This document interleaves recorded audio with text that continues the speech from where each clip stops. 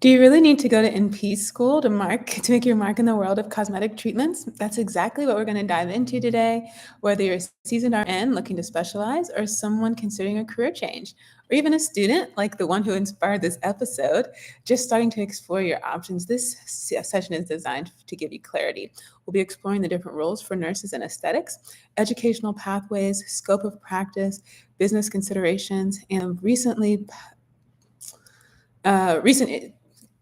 incident that happened here in Texas that required a look at the current laws and practices. I'm really excited about that.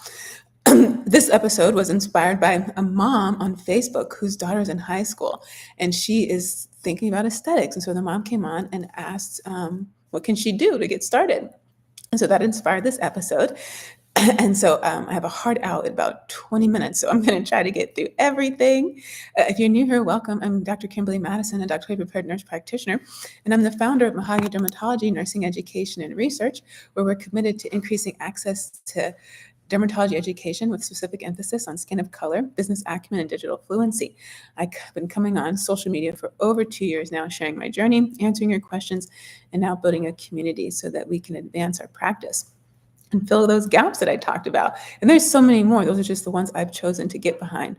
I've released new videos every Sunday at 12:15 a.m. Central on YouTube, new articles on the Mahogany Dermatology blog, and we have built community for you, our DMV Dermatology MPPA group and Derm MPs and PAs of Atlanta.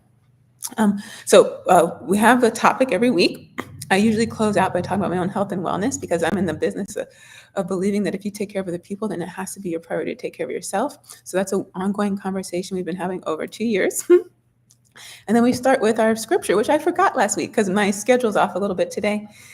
And so I kind of forgot, but we're going to jump into our prayer and then we'll get into our topic. God, fill me with your spirit and guide me into truth. Help me overcome my fears to shine your truth into the darkness. Forgive me when I fight against your wisdom and go my own way. Guide me into the freedom and joy that only comes from following your path. In Jesus' name, amen. Okay, so let's get into it. So let's talk about the different roles in aesthetics when it comes to nursing. So and I do have an article, actually I have a white paper coming out talking about this in a great detail. So for her daughter, who's in high school, she can start doing shadowing. She can certainly pick up a book and start reading. Shadowing is going to be one of the best ones. Even getting a little job, or maybe she can help out around the clinic, would be a really great place to start. And if she's not in a position where she needs money, then she can volunteer her time when it's really convenient for her. And so typically we're going to talk about two roles in particular today: the registered nurse. And, to be a registered nurse or be called a registered nurse, you can have different types of degrees. You can have your associate's degree, which that person will call themselves a registered nurse. And then you have your BSN, also a registered nurse. The BSN has gone to a 4-year program, and they get their bachelor's of nursing. The AD was very popular for a long time. One of the benefits of that is it's a little bit cheaper, a little bit certainly faster, and you can start working. And then as you finish out the rest of your credits, you can be working for someone who can pay for that. So I'm a huge fan of doing that whatever way you can, because the last thing I want you to do is come out of school and have a lot of debt. I'm in that boat, and I would not recommend it for anyone else. And so that registered nurse, two different ways you can go. You can start outpatient.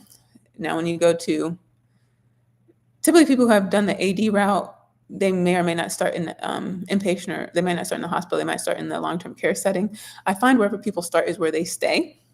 So let's say you're doing the outpatient setting.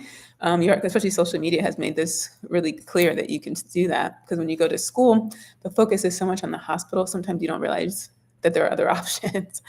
And so you can get your hands on with assisting with, if you're a registered nurse, outpatient, with assisting with laser treatments, skincare therapies, patient care under supervision, of course. And depending on the state that you work in, will determine who needs to do that supervision and into what degree. And then, of course, if you're inpatient, you might want to transition over to plastic surgery, or just surgery in general. And then that's a really great transition into plastic surgery as an NP, if you want to start there, depending on what setting you want to work in and what the opportunities are.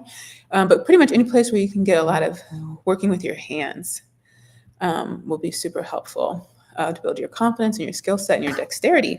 And then because aesthetics is so much of an art, anything you can do to learn about art and train your eye and understand what art and aesthetics even means, you can do. And you don't need anyone else to assign coursework to you. Because when you go take a class, they're giving you a book, you go read the book yourself. You can do that right now. So you go get a book and you just start reading the book, learning about the anatomy and the treatments that we're doing right now, the language that we're using, things like facial balancing, rejuvenation, those kind of things. You can start to become really, really familiar with it. So it's not overwhelming when you might take on more responsibility. So the nurse practitioner typically will operate with more autonomy. That means they can work independently or might require some supervision, right? And that's going to look different based on the state that you're in. And so in many states, the nurse practitioner is able to do the assessment, diagnosis, treatment, evaluation, prescribe, order imaging or diagnostics, and even open their own med spa. Now, we do have nurses who open their own med spa. They're the owner, and then they might hire their providers and their collaborating physician or supervising physician. So you don't have to go. So the answer is you don't have to go to NP school. You can open the practice and just have other people doing certain things. It's really going to come down to how quickly you want to get things off the ground and to what degree you want to work in the business, right? You hear me all the time talk about the difference between working on the business and in the business. The goal is to work on it and not in it, which means other people will be working in it.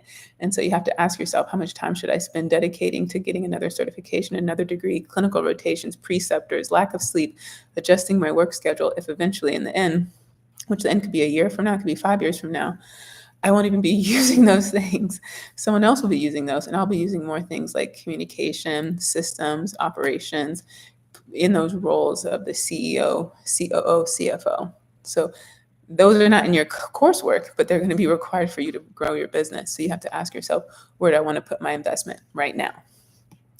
And so different ways you can get your education. So in terms of the registered nurse, like I said, they do the AD program or Bachelor's of Nursing. They'll pass the NCLEX, which is a board exam. You go to a place where they have a proctor overlooking that exam, or you can be in person. I mean, it can be at home, depending on what's going on. COVID made that easy. Pass that, and you take it one time. And then as long as you're practicing, then you'll just renew your certification and licensure as required. And then you can get experiences, depending on where you work, what state, and what's available. You can start working in dermatology as a nurse, plastic surgery, critical care, in terms of like critical thinking and opportunities to do a lot of things with your hands, although I think that's everywhere. But long-term care, they don't do as many procedures as the hospital, so do keep that in mind. And then you can get if there's certifications out there, you can start getting them at that time as a nurse. NP, that person is going to have a master's, they might have a doctorate, depending on the school they go to. It might be the first degree they get is what's called master's entry. So there's been a mandate over 20 years for nurses to work at the highest degree, which is a doctorate, DNP degree or PhD. And while that mandate hasn't been finalized, there has been a lot of changes in NP curriculum. A lot of programs are phasing out the bachelor's, kind of like how the associate's degree has kind of been phasing out. And when it comes to the hospital setting, a lot of hospitals prefer that you have your bachelor's. So you're seeing that push very slowly, very gradually. And so the first program you go to might be a master's program. And then some schools combine, it's a dual program. So you get your master's and your doctorate either at the same time, you just have one graduation, or you might have two. That's how mine was. So those are some different options there. Then you get your national certification as an NP. You can get it from either the American Association of Nurse Practitioners or the American Nurses Credentialing Center, ANCC. That's the one I took. And then you'll take that one time, and then as long as you're still practicing, you'll get that renewed as often as required. The certification is every 5 years, and then the state is usually every 2 years. And then you can get your specialty training in aesthetics too. Right now, a lot of that training is working with someone else who's experienced in a clinical setting. There are a few programs that you can find in a university setting, but I would say the trend is that you're going to someone who's already a clinician and they have just created their own program. And then you have the DMP, which isn't necessarily required for practice, and brings up a lot of questions that I address in that upcoming white paper. And then the most important thing is knowing the scope of your practice. And so it's going to vary by state, and it's non-negotiable. RNs may perform injectables like Botox with supervision. NPs typically will have broader privileges, like I mentioned before, including independent practice. And it's going to be up to you, your responsibility to look into that, not listen to just what someone tells you. You need to put your eyes on that so that you know for sure what you can and cannot do, and what whoever you're working with can and cannot do or should be doing, particularly if they're serving as your collaborating physician. Remember, you can find this information on your State Board of Nursing for the most up-to-date guidelines before you enroll in any program or accept any offers. That would be the first thing I would recommend doing. So let's talk business, because many of you watching here are here, you're going into aesthetics and dermatology for more freedom and flexibility. NPs have a more direct path of opening our own business and a little bit more control over the services, branding, and business decisions. Whereas I mentioned the RN, you can work in a med spa or a clinic, and that you'll often need some sort of provider overseeing things, and whether or not they have to be on site will depend on your state. So you have to ask yourself, do you want to run the show, be part of a team? What are your career goals? How quickly do you want to get there? And then how much autonomy do you want, right? And some of this, it won't even have to do with the title of the other, like say you're a nurse and you hire other providers.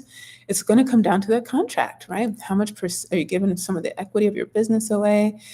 If they're a supervising physician that you worked with, maybe while you were an RN going through MP school, that's a really great way to find someone and build a relationship with them.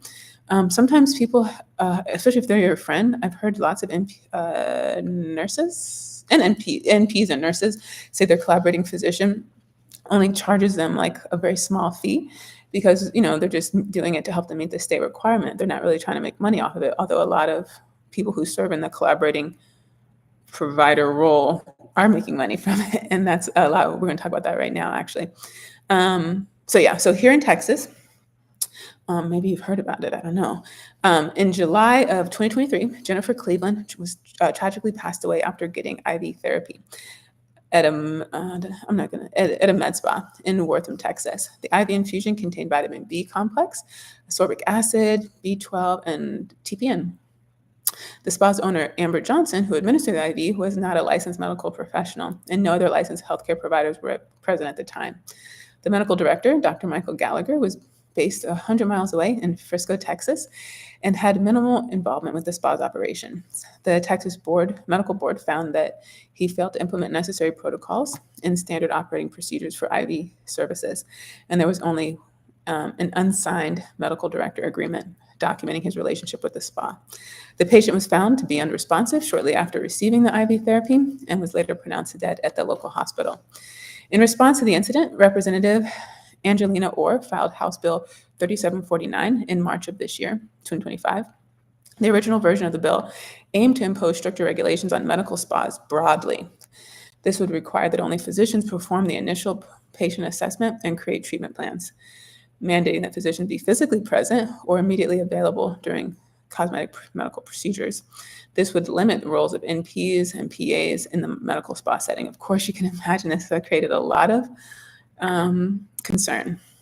And so, however, feedback from stakeholders and industry professionals, the bill was amended to focus specifically on elective IV therapy clinics, removing provisions that directly affected medical spas and roles of NPs and PAs.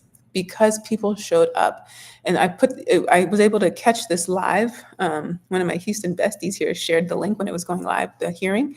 Funny enough, I didn't know about the hearing. And the portion that I listened to, I thought it was all about full practice authority. And not so much, full practice authority and the need for a physician collaborator. Because in that time that I was listening, that's all I heard. I had no idea med spas were even part of the conversation.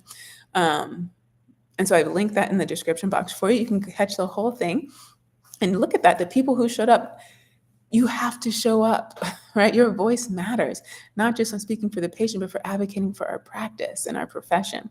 And we're so grateful to those people who showed up. And I remember, I don't know what happened at the end, but I know there was a portion in there where they were asking for representatives from the um, Board of Nursing if they were present in the room, and they called 3 times to see if there was a representative, and there wasn't. So sometimes we have laws and things in place because no one is speaking up on our behalf, right?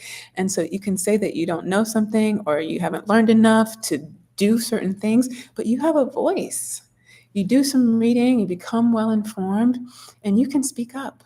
You can ask questions so that you can have more clarity, but your voice matters. I mean, what is the benchmark? Is it 5 years, 10 years? How many degrees do you need to have before you can speak up for us, right? You have to ask yourself that. So as of May 15th, 2025, the amended House Bill 3749 passed the Texas House of Representatives and is now under consideration in the Senate.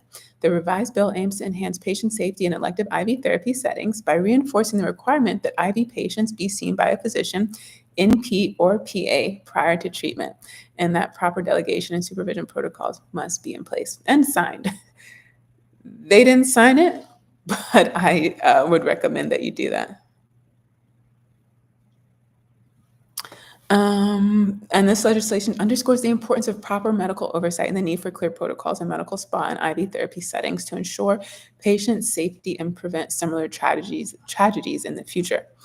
This case highlights non-negotiable need for appropriate medical supervision in aesthetics and wellness practices, especially when offering IV treatments like IV therapy, invasive treatments like IV therapy.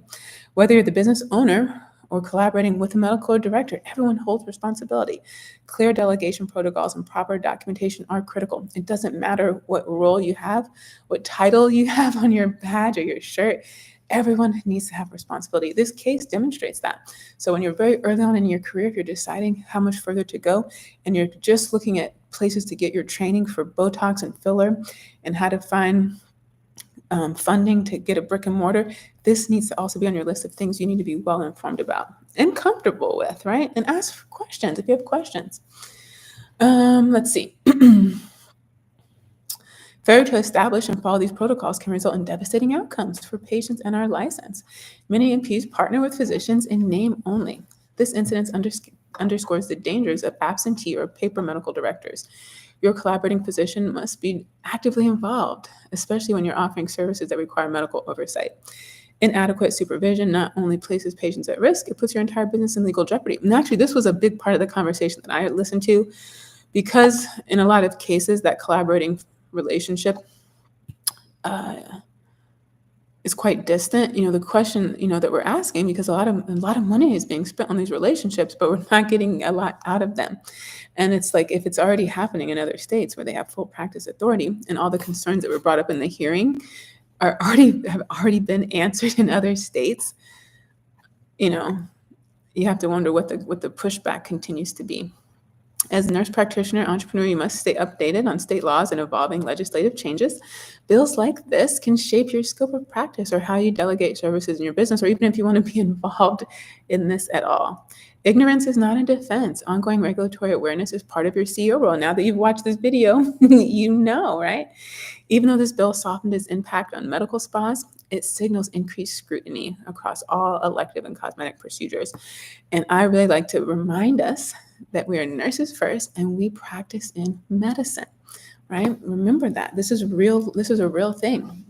Aesthetics is real medicine with real outcomes.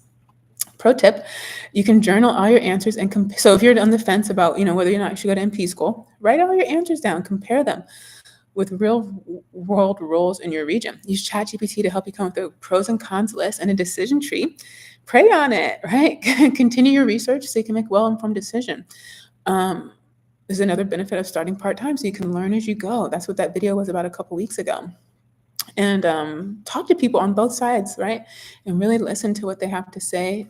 And remember that at the end of the day, it's a decision that you have to, the consequences will fall on you. And the level of risk that you're comfortable with. In healthcare, we all have risk. That's why we have malpractice. And sometimes the hearing stories can be scary. And I recognize that.